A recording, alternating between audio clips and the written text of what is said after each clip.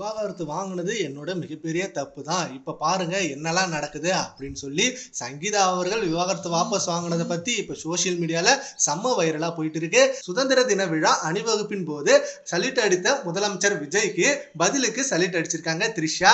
And இந்த video செம்ம வைரலா போயிட்டு இருக்கு. இந்த நேரத்துல அங்க ஏன் சங்கீதா அவர்கள் வரல, த்ரிஷா அவர்கள் போயிருக்காங்க. அண்ட் த்ரிஷா அவர்களுக்கு முன் வரிசையில இருக்கை ரெடி பண்ணி கொடுத்திருக்காங்க. சங்கீதா அவர்கள் இப்பதான் விவாகரத்து வாபஸ் வாங்கினாங்க.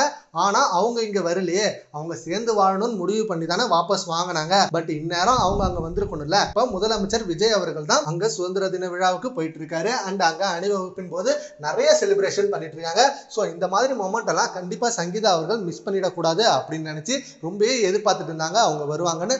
ஆனா அவங்க வரல. அதுக்கு பதிலா த்ரிஷா அவர்கள் முன் வரிசையில வந்து அமர்ந்ததை பார்த்து ரசிகர்கள் மிகப்பெரிய ஷாக்கா இருந்தது. இப்பதான் எல்லா பிரச்சனையும் முடிஞ்சுது. ஆனா அதுக்குள்ள இப்படி ஒரு பிரச்சனை ஆரம்பிக்குது.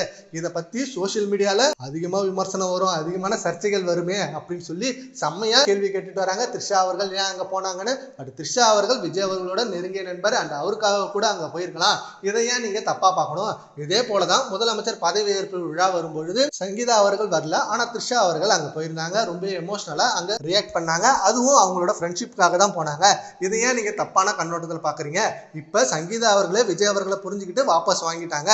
அப்படி இருக்கப்ப இவங்க ரெண்டு பேருக்குள்ள ஃப்ரெண்ட்ஸ் தான் எல்லாருக்குமே தெரியுமே அப்படின்னு சொல்லியிருக்காங்க. அண்ட் இப்போ சங்கீதா அவர்கள் வாபஸ் வாங்கி மிகப்பெரிய தப்பு பண்ணிட்டாங்க அப்படின்ற மாதிரிலாம் மீம்ஸ் வந்துட்டு இருக்கு. இதை பத்தி உங்க ஒப்பீனியனை நம்ம கமெண்ட் பாக்ஸ்ல கமெண்ட் பண்ணுங்க. Thank you friends.